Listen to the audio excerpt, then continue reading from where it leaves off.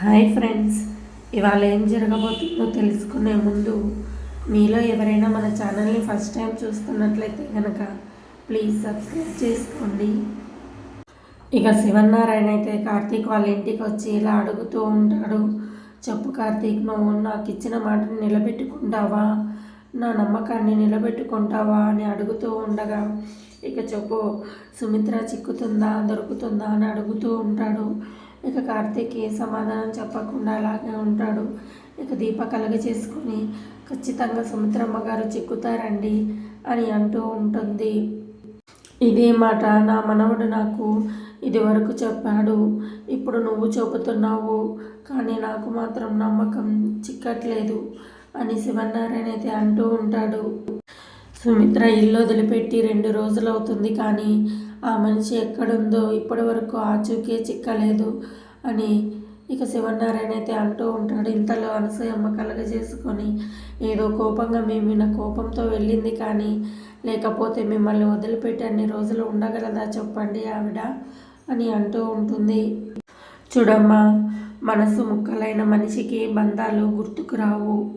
వాళ్ళు మనకు దగ్గరలో ఉన్నా కూడా కనిపించరు.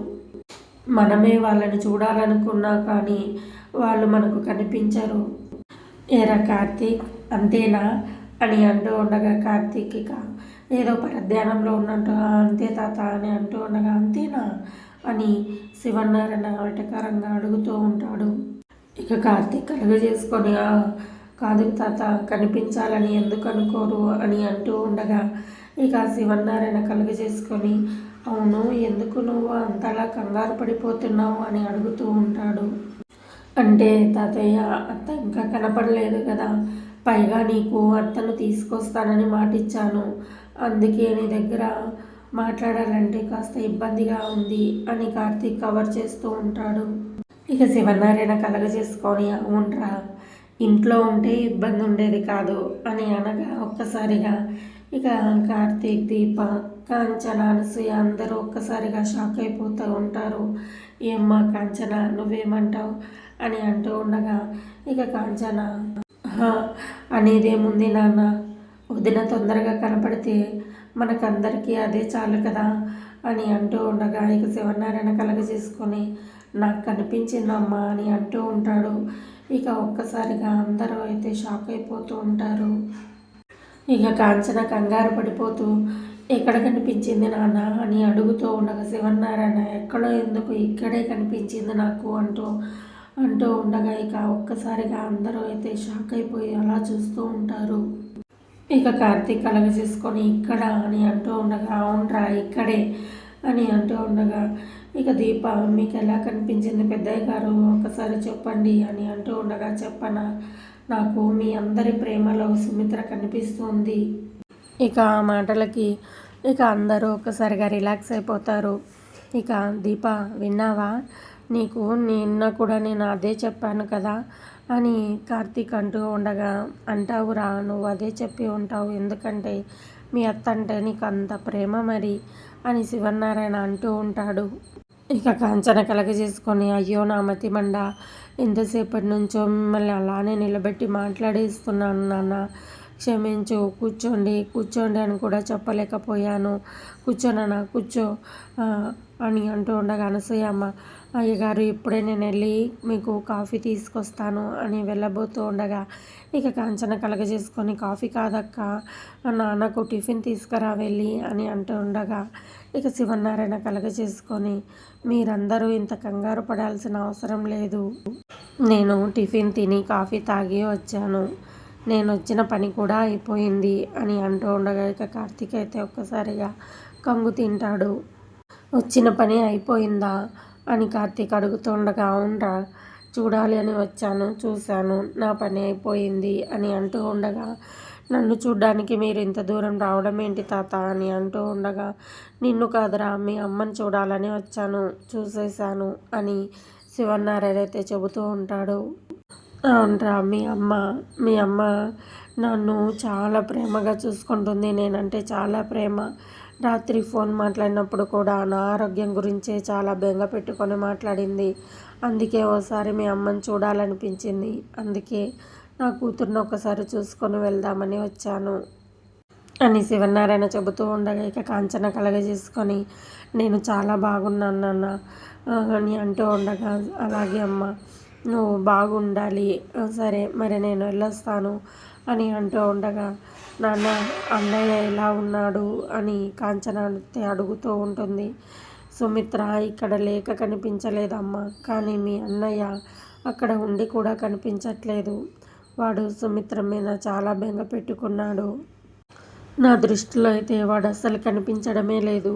నా కోడలు ఎప్పుడైతే ఇంటి గడప దాటి వెళ్ళిపోయిందో అప్పుడే వాడు కూడా సుమిత్రతో పాటే వెళ్ళిపోయాడమ్మా అని శివనారాయణ అయితే చెబుతూ ఉండగా ఇక కాంచన, కార్తీక్, దీపాలు బాధతో అలా చూస్తూ ఉంటారు. ఇక శివనారాయణ అయితే ఇక దశరథ గురించి చాలా బాధతో చాలా విషయాలు అలా చెప్పి బాధతో ఇక కార్తీక్తో ఇలా అంటూ ఉంటాడు. కార్తీక్, నీతో కాస్త పర్సనల్గా మాట్లాడాలి, నేను బయట వెయిట్ చేస్తుంటాను, నువ్వు వచ్చేసాయి అని చెప్పి ఇక శివనారాయణ అయితే బయటికి వెళ్ళిపోతాడు. ఇక కార్తీక్, దీప, కాంచనలతో ఇక తాతయ్య మాట్లాడేది అత్త గురించే అయి ఉంటుంది, మీరంతా ఇక్కడే ఉండండి, నేనే వెళ్ళి మాట్లాడొస్తాను అంటూ ఇక కార్తీక్ అయితే వెళ్తాడు. ఇక మరోవైపు జ్యోత్స్న కంగారు పడుతూ గ్రానీ గ్రానీ అంటూ కిందికి వస్తూ ఉంటుంది. ఇక పారిజాతం ఏంటి అంతలా కంగారు పడిపోతున్నావు అని అంటూ ఉండగా తాత ఎక్కడ కనిపించట్లేదు, ఎక్కడ గ్రానీ అని అడుగుతూ ఉండగా గదిలో ఉంటాడు, ఒకసారి వెళ్ళి చూడు అని అంటూ ఉండగా లేడు, గదిలో లేడు, బాల్కనీలో లేడు, బయట లేడు, ఎక్కడా లేడు, అందుకే కదా నేను నీకు వచ్చి అడుగుతున్నాను అని జ్యోత్స్న అయితే అంటూ ఉంటుంది.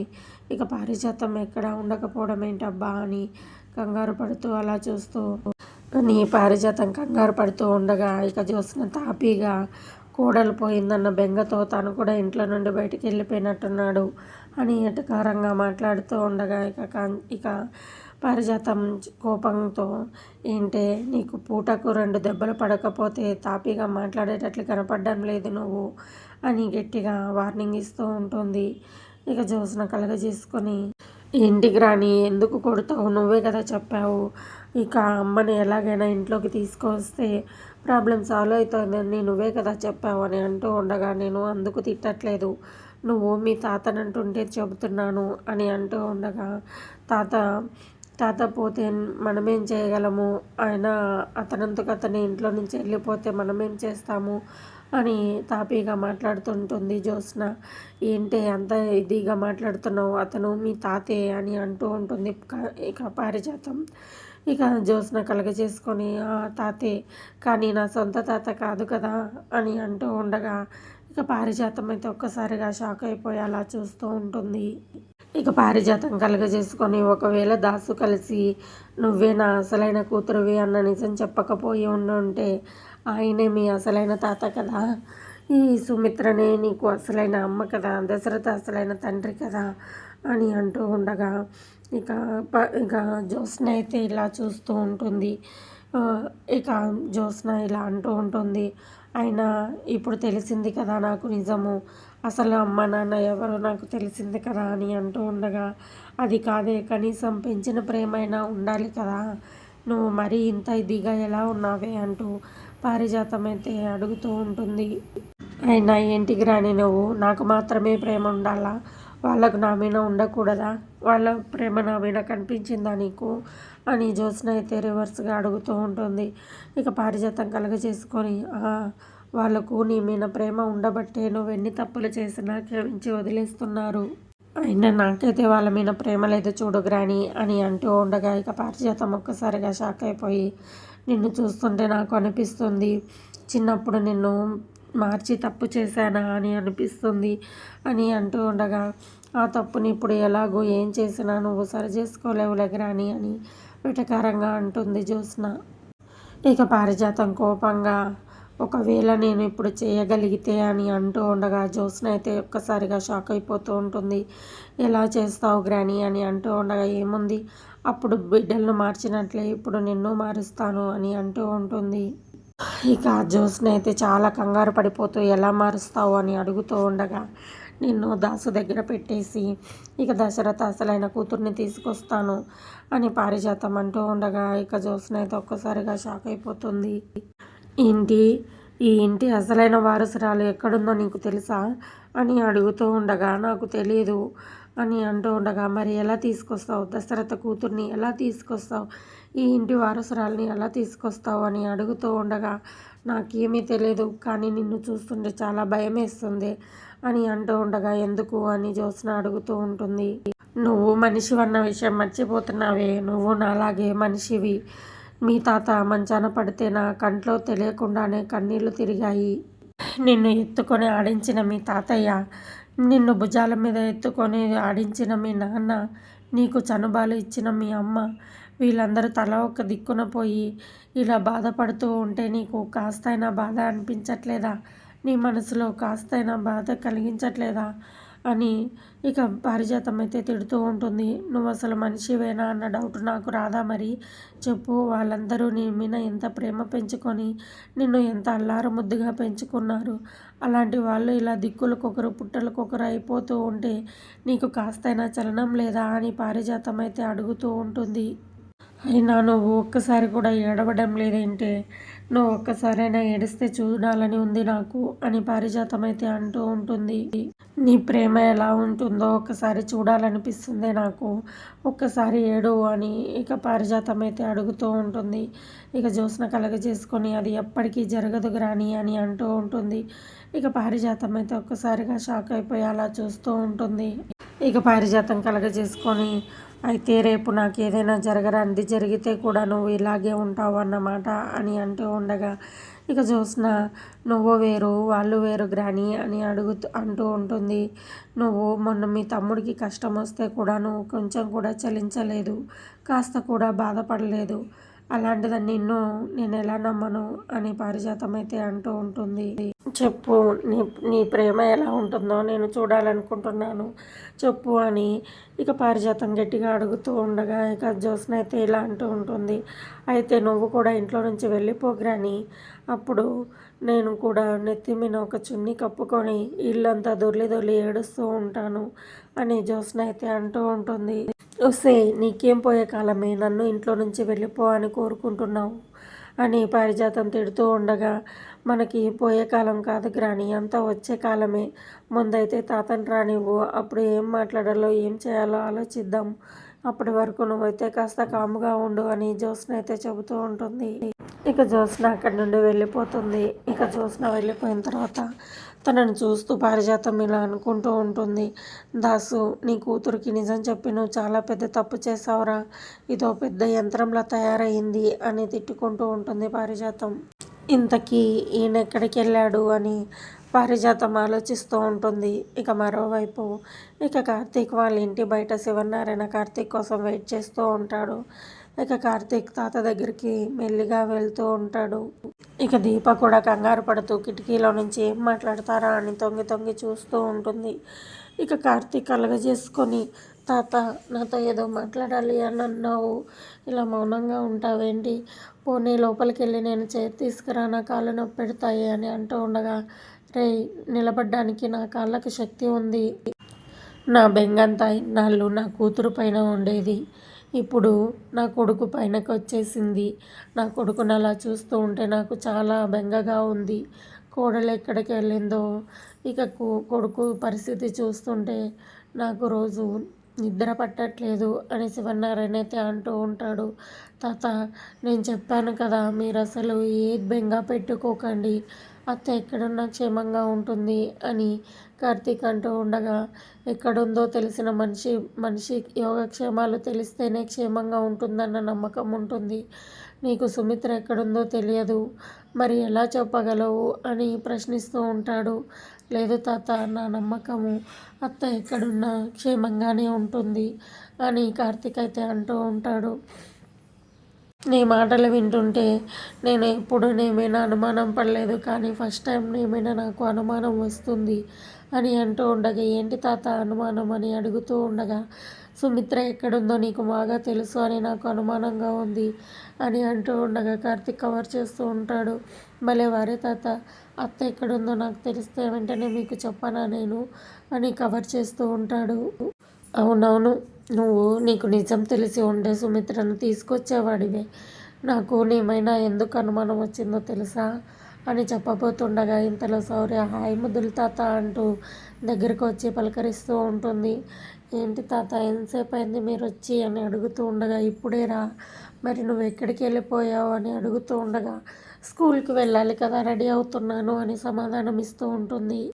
ఇక శివనారాయణ అలా శౌర్యతో మాట్లాడుతూ ఉండగా ఇక శౌర్య అసలు నిజం చెప్పేస్తూ ఉంటుంది.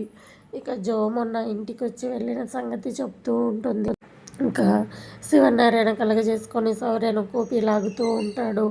ఇక ఒక పక్క జో ఇక దీప కార్తీకులు అయితే ఒక్కసారిగా షాక్ అయిపోతూ అలా చూస్తూ ఉంటారు. ఇక శివనారాయణ అయితే ఇలా అడుగుతూ ఉంటాడు, జో ఎందుకు వచ్చింది, దాగుడు మూతలు ఎవరితో ఆడుతుంది అని అడుగుతూ ఉండగా ఇక శౌర్య కలగ చేసుకొని అమ్మో నేను చెప్పను, నువ్వు వాళ్ళ టీమే కదా అని అంటూ ఉండగా లేదు నేను మీ టీమే, చెప్పు మరి అని అడుగుతూ ఉండగా ఇక దాగుడు మూతలు ఆడుతుంది అమ్మమ్మ అని చెప్పబోతూ మళ్ళీ సైలెంట్ అయిపోతుంది. పోనీలే నువ్వు చెప్పకు, కానీ నేను నీకోసం చాక్లెట్లు తెచ్చాను అని ఇక చాలా చాక్లెట్స్ ఇలా తీస్తూ ఉండగా హాయ్ ఇవన్నీ నాకేనా తాత అని అడుగుతుండగా కాదు, ఇందులో ఒక్కొక్కటి ఒక్కొక్కరికి, సరే నువ్వే చెప్పు మరి అంటూ ఒక్కొక్క చాక్లెట్ తీసి ఇది ఎవరికి అని అడుగుతుండగా శౌర్య అందరి పేర్లు చెప్పి ఒక్కొక్క చాక్లెట్ తీసేసుకుంటూ ఉంటుంది. ఇక చివరిగా ఇంకొక చాక్లెట్ మిగులుతుంది, మరి ఇది ఎవరికి అని అడుగుతూ ఉండగా అమ్మమ్మకి అని నిజం చెప్పేస్తుంది. ఇక శివనారాయణ హ్యాపీగా ఫీల్ అయిపోతాడు. సరే ఈ చాక్లెట్ తీసుకెళ్ళి నువ్వు అమ్మమ్మకి ఇచ్చేయి, కానీ నేను ఇచ్చానని చెప్పకు అని అంటూ ఉండగా అలాగే ముద్దులు తాత అంటూ లోపలికి వెళ్ళిపోతుంది. ఇక నేను మీ నాన్నతో కాస్త మాట్లాడాలి, నువ్వు వెళ్ళు అని అంటూ ఉండగా ఇక శౌర్య అయితే చాక్లెట్లు తీసుకొని లోపలికి వెళ్ళిపోతుంది. ఇక దీప కార్తీక్లు అయితే ఒక్కసారిగా షాక్ అయిపోతూ ఉంటారు.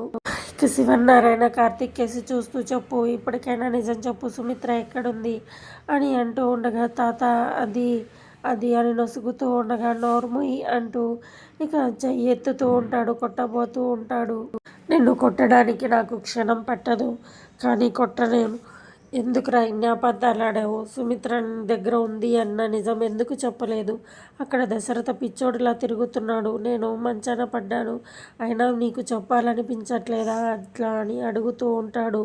ఇక కార్తీక్ కలగజేసుకొని తాత నేను చెప్పేది ఒక్క నిమిషం విను, అత్త అప్పటికి నా దగ్గర లేదు అని అంటూ ఉండగా చాలు, నీ దగ్గర సుమిత్ర ఎప్పుడు వచ్చిందిరా అని అంటూ ఉండగా మొన్న సాయంత్రం వచ్చింది అని సమాధానం ఇస్తూ ఉంటాడు. అయితే మరి ఎందుకు చెప్పలేదురా, నువ్వెందుకు చెప్పలేదు, ఇంకా మాట్లాడకు అంటూ కసురుతూ ఉంటాడు శివనారాయణ. ఇక శివనారాయణ కార్తీక్ని తిడుతూ ఉంటే ఇక దీప దూరం నుంచి చూస్తూ ఇంక దగ్గరికి వచ్చేసి తాతయ్య గారు ఒకసారి మేము చెప్పేది వినండి అని అంటూ ఉండగా చాలేవమ్మా, నీ భర్త చేసిన తప్పును నువ్వు కవర్ చేస్తూ వస్తున్నావా అని అంటూ ఉంటాడు. ఇక మళ్ళీ కాంచన వస్తుంది, అనసూయ వస్తుంది, ఎవరు ఎన్నిసార్లు చెప్పినా ఇక శివనారాయణ అయితే వినను కూడా వినడు.